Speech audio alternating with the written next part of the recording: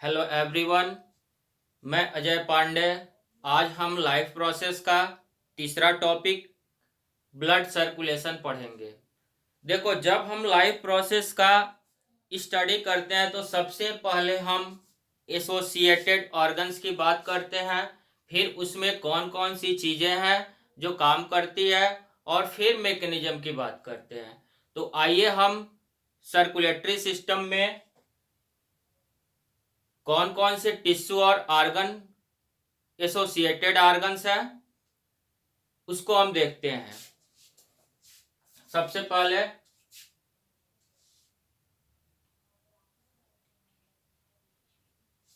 Blood है,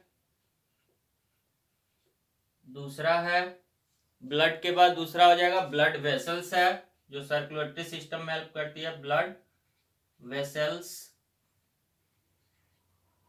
third है हमारा ब्लड वेसल्स के बाद हार्ट,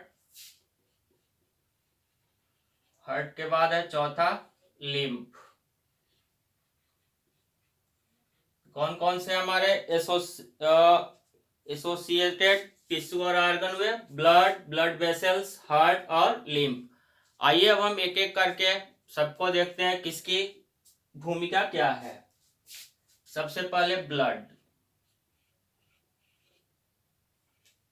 ब्लड क्या है बच्चों? एक तरह का कनेक्टिव टिश्यू है। ये फ्लूइड होता है जो क्या है, कनेक्टिव टिश्यू है, जो हमारे बॉडी में ट्रांसपोर्टेशन का काम करते हैं। अब आइए हम ब्लड के कंपोनेंट्स की बात करते हैं। तो ब्लड के कंपोनेंट्स की बात करते हैं तो सबसे पहले इसके कंपोनेंट है प्लाज्मा। ब्लड प्लाज्मा, ये क्या होता है बच्चों? प्लाज्मा, प्लाज्मा हल्के पीले कलर का होता है। यह कुल रक्त की मात्रा का 60% तक होता है। अगर आयतन की बात करें तो 90%। और इसमें क्या होता है? प्रोटीन, शुगर, क्लॉटिंग फैक्टर जो थक्का बनाने वाले कारक है, खनिज, आयंस, हार्मोन और CO2 घुले हुए होते हैं इसमें। यदि प्लाविका से या प्लाज्मा से फाइब्रिनोजेन, क्या फाइब्रिनोजेन,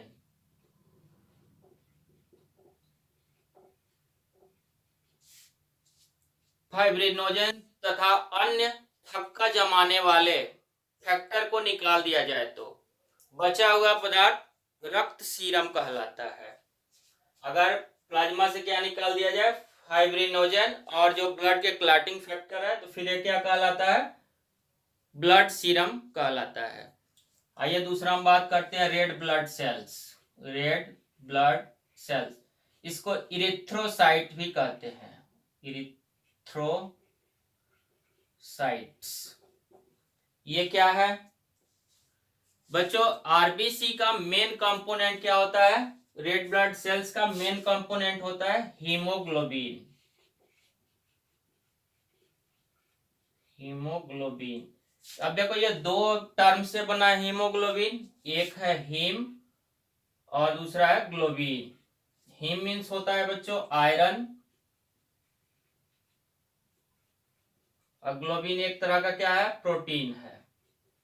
यानी हीमोग्लोबिन किससे मिलकर बना है? आयरन और प्रोटीन से मिलकर बना होता है। इसी आयरन के कारण ब्लड का रंग लाल होता है। समझ गए रेड ब्लड सेल्स को? आइए अब हम देखते हैं इसके बाद ब्लड के कंपोनेंट्स हो जाएगा WBC। इसको बोलते हैं ल्यूकोसाइट भी कहते हैं, ल्यूकोसाइट्स। इसे बॉडी का आर्मी भी कहते हैं। क्या कहते हैं? बॉडी का आर्मी भी कहते हैं। ये फेगोसिटिक इन नेचर होती है, मीन्स ये माइक्रो ऑर्गेनिज्म को इंगल्फ कर समाप्त कर देता है। इसलिए हम लोग क्या कर रोज रोज बीमार नहीं होते हैं। ये फेगोसिटिक इन नेचर होती है, जो भी माइक्रो ऑर्गेनिज्म बॉडी के अंदर इंटर करेगा इसको इंगल्फ कर एंड कर देती है। इसी कारण हम लोग रोज रोज बीमार नहीं होते हैं। आइए अगला कंपोनेंट्स बात करते हैं प्लेटलेट्स की।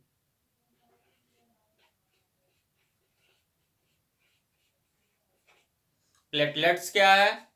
ये ब्लड क्लॉटिंग में हेल्प करते हैं। कब करते हैं बच्चों? जब ऑक्सीजन के कांटेक्ट में, ऑक्सीजन के संपर्क में आएगा ये, तो ये क्या होगा? ब्लड के क्लॉटिंग में हेल्प करता है। अब आइए इसके बाद हम दूसरा जो हमारा है ब्लड वेसल्स की बात कर लेते हैं कि ब्लड वेसल्स क्या है।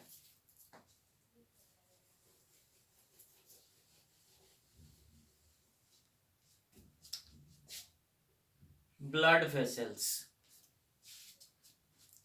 इसमें क्या क्या आता है? आर्टरीज और वेन्स। आइए देखते हैं आर्टरी क्या होती है और वेन्स क्या होता है। आर्टरी और वेन्स,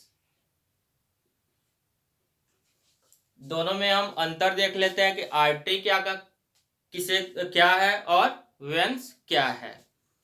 तो आर्टरी वो वेसल्स होती है जो ऑक्सीजनेटेड ब्लड को कैरीज करती है हार्ट से बॉडी के दूसरे तरफ। Very good. हार्ट से बॉडी के दूसरी तरफ ऑक्सीजनेटेड ब्लड को कौन कैरी करता है? आर्टरी।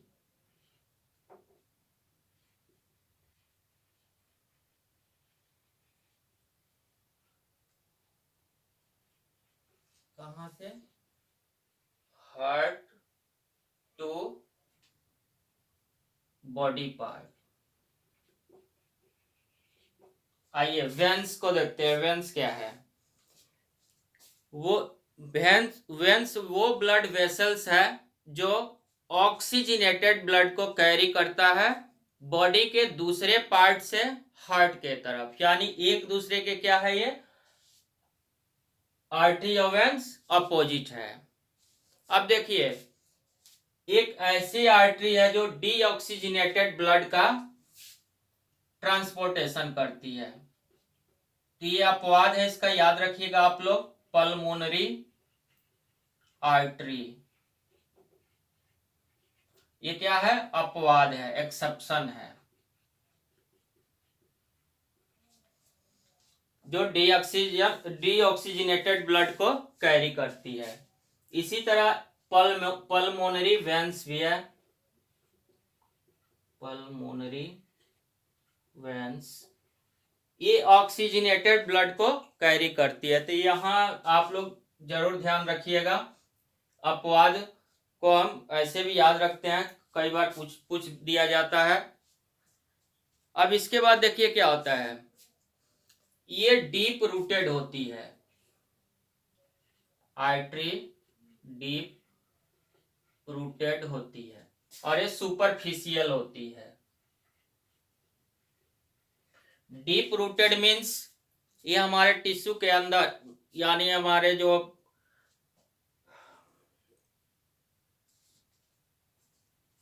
मसल्स है इसके अंदर होती है, क्योंकि इसमें जो ब्लड का फ्लोएशन होता है, ब्लड फ्लो होता है, वो तेजी से होता है, इसलिए ये डीप रूटेड होता है। इसमें ब्लड का फ्लो स्लो होता है, तो ये ऊपर दिखता है, ये वेन्स सुपरफिशियल। ये थिक वाल्ड होता है, ये थिन वाल्ड होता है। थिक वाल्ड इसलिए होता है कि फ्लो, ब्लड का फ्लो बहुत तेजी से होता है, फास्ट होता है, इसके कारण ये फटे ना।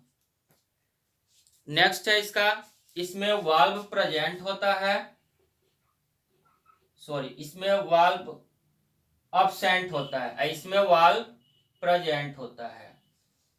वाल्व इसलिए प्रेजेंट इसमें नहीं होता है क्योंकि इसमें ब्लड का फ्लो तेजी से होता है, तेजी से होने के कारण ये वापस बैक नहीं होता है। इसमें ब्लड का फ्लो स्लो होता है तो वापस भी आने की चांसेस रहती है, इसलिए इसमें वाल्व लगा रहता है कि ब्लड वापस न आए। आइए अब हम इसके बाद बात करते हैं, आर्टरी और वेन्स हो गई। अब हम लिम्फ की बात करते हैं। अगला हमारा हार्ट है, हार्ट को हम आगे पढ़ते हैं, उससे पहले हम लिम्फ पढ़ लेते हैं।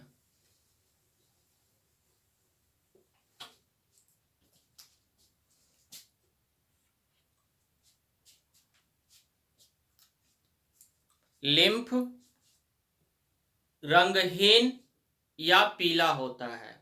लिम्फ एक तरल उत्तक है जो ब्लड प्लाज्मा की तरह ही है, लेकिन इसमें अल्प मात्रा में प्रोटीन होता है जो लिम्फ के ट्रांसपोर्टेशन में हेल्प करता है। एक बार और देख लीजिए लिम्फ क्या है। यह रंगहीन पीला होता है। लिम्फ एक तरल उत्तक है जो ब्लड प्लाज्मा की तरह ही है, लेकिन इसमें अल्प मात्रा में प्रोटीन होता है जो लसिका के ट्रांसपोर्टेशन में हेल्प करता है। देखिए इसके आगे क्या होता है, पचा हुआ तथा इंटेस्टाइन द्वारा अवशोषित फैट का ट्रांसपोर्टेशन भी लिम्फ द्वारा होता है। और यह उत्तक के बीच खाली स्थानों में, मान लो ये उत्तक है हमारा, इसके बीच खाली स्थानों में क्या होता है, प्रवाहित होती है, जो आपस में मिलकर आगे जाकर अंत में वेन्स में जाके मिल जाती है। ये कोशिका के खाली स्थानों से होते हुए, उत्तक के खाली स्थानों से होते हुए अंत में वेन्स में जाकर मिल जाती है। इसका प्रवाह एक दिशीय होता है। क्या होता है इसका प्रवाह, लिम्फ का प्रवाह एक दिशीय होता है। अब आइए लिम्फ की बात हो गई, अब हम देखते हैं कि ह्यूमन हार्ट और उसके मैकेनिज्म की बात करते हैं। तो आइए थोड़ा सा पहले इस हार्ट के बारे में देख लेते हैं।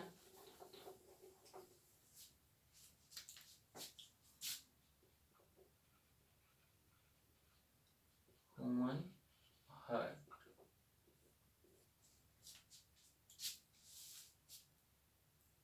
ध्यान से देखिएगा इस टॉपिक को। ह्यूमन हार्ट एक मस्कुलर ऑर्गन है जो हमारी मुट्ठी के आकार का होता है। ऐसे ही मुट्ठी के साइज का भी होता है। यह एक आवरण से घिरा हुआ होता है जिसे हृदयावरण या पेरिकार्डियल कहते हैं। इसमें पेरिकार्डियल द्रव भरा होता है।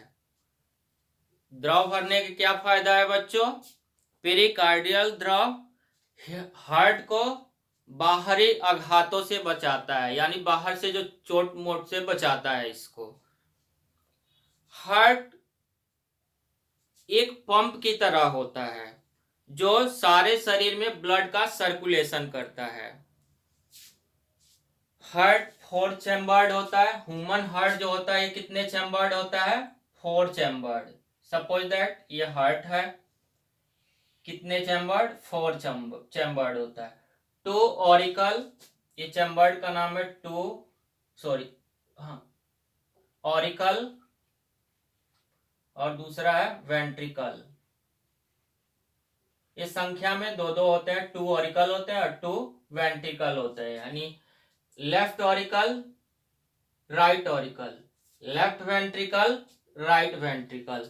तो ह्यूमन हार्ट कितने भागों में बटा होता है, कितने कोष्ठों में, तो आप बताइएगा कि 4 कोष्ठ में बटे होते हैं।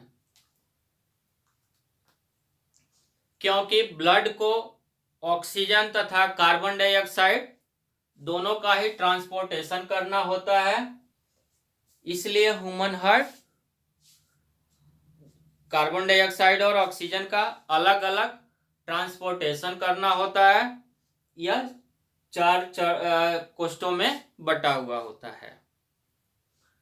अब आगे CO2 रिच ब्लड को, यानी डीऑक्सीजनेटेड ब्लड को कार्बन डाइऑक्साइड छोड़ने के लिए लंग्स में जाना जाता है। कहाँ जाता है, लंग्स में जाता है, तथा लंग से वापस ऑक्सीजन कंटेनिंग ब्लड को हार्ट में लाना होता है। तब यह ऑक्सीजनेटेड ब्लड शरीर के विभिन्न हिस्सों में सर्कुलेट होता है। तो आइए हम इतना जान गए, तो इसके बाद देखते हैं एक फिगर से इसकी मैकेनिज्म कैसे होती है। ह्यूमन बॉडी में ब्लड सर्कुलेशन किस तरह होता है।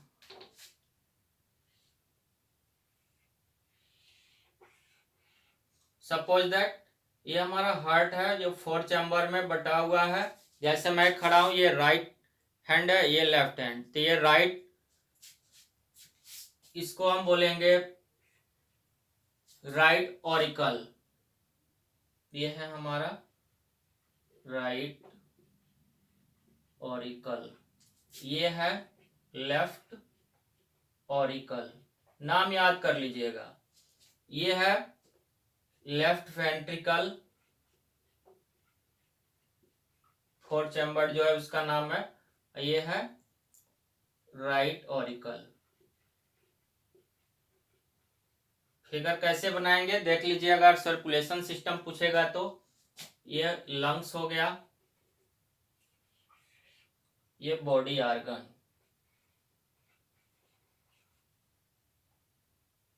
बॉडी पार्ट, शरीर के अंग। अब देखिए बच्चों, इससे पहले वाले वीडियो में जब हम रेस्पिरेशन पढ़े हैं तो जाने हैं कि ब्लड प्यूरिफिकेशन के लिए कहाँ आता है, लंग्स में।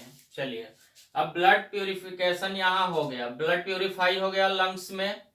अब यहाँ से ये ब्लड प्यूरिफाई होके ये आएगा कहाँ, लेफ्ट ऑरिकल में। लेफ्ट ऑरिकल में ये आएगा पल्मोनरी वेन्स के थ्रू, ये याद रखिएगा, पल्मोनरी वेन्स के थ्रू। अब देखिए, लंग से ऑक्सीजनेटेड ब्लड कहाँ आया, लेफ्ट ऑरिकल में। लेफ्ट ऑरिकल जब ये भरेगा तो इसमें दबाव पड़ेगा, यहाँ वाल्व लगी रहती है, ठीक है, दोनों चैम्बर के बीच में वाल्व लगी होती है। ये वाल्व खुलेगा, ब्लड यहाँ भरेगा, फिर यहाँ प्रेशर पड़ेगा, तो यहाँ से ब्लड, लेफ्ट वेंट्रिकल से ब्लड ये आ जाएगा बॉडी पार्ट में, डिफरेंट बॉडी पार्ट में। किसके थ्रू आएगा ये, महाधमनी के थ्रू, महाधमनी, जिसको ऑर्टा बोलते हैं, AORTA। ये शरीर की सबसे बड़ी धमनी भी है, महाधमनी। अब क्या हो गया कि लंग से ऑक्सीजनेटेड ब्लड हार्ट में आया, लेफ्ट ऑरिकल में, लेफ्ट ऑरिकल से लेफ्ट वेंट्रिकल में, और फिर हार्ट से डिफरेंट बॉडी पार्ट में चला गया। ऐसे ही सेम ये हो गया ऑक्सीजनेटेड ब्लड का। इधर भी क्या होता है, अब बॉडी पार्ट से ब्लड कैसे हार्ट में जाता है, हार्ट से कैसे लंग्स में जाता है वो देखते हैं। अब बॉडी पार्ट से रिसीव किया हुआ ब्लड ये चला जाएगा राइट ऑरिकल में, राइट ऑरिकल में। अब यहां भी वाल्व होता है, लेकिन सबसे पहले देखते हैं बॉडी पार्ट से ब्लड राइट ऑरिकल में किसके थ्रू जाता है, महाशिरा, इसको बोलते हैं महाशिरा के द्वारा, या इसको बोलते हैं वेना कावा। इसके थ्रू ब्लड चला गया राइट ऑरिकल में, ये भरा, यहाँ प्रेशर पड़ेगा, वाल्व खुल जाएगा, ब्लड इसमें भरेगा राइट ऑरिकल में। राइट ऑरिकल से फिर ब्लड, ये इम्प्योर ब्लड है, डीऑक्सीजनेटेड ब्लड है, फिर यहां से ये ब्लड प्यूरिफिकेशन के लिए चला जाएगा लंग्स में। किससे जाएगा, ये पल्मोनरी आर्टरी के द्वारा।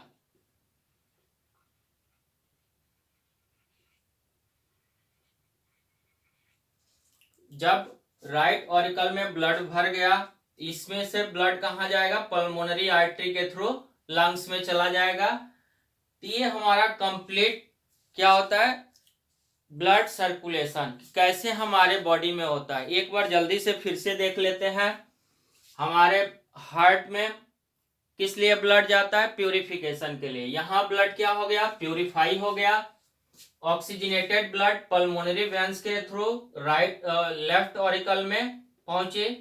लेफ्ट ऑरिकल यहाँ वाल्व होता है, जब प्रेशर पड़ेगा तो यहाँ से ब्लड आ जाएगा लेफ्ट वेंट्रिकल में, लेफ्ट वेंट्रिकल से एओर्टा के द्वारा बॉडी पार्ट में चला जाएगा ब्लड, और फिर बॉडी पार्ट से वेना केवा के थ्रू चलाएगा राइट अट्रियम में।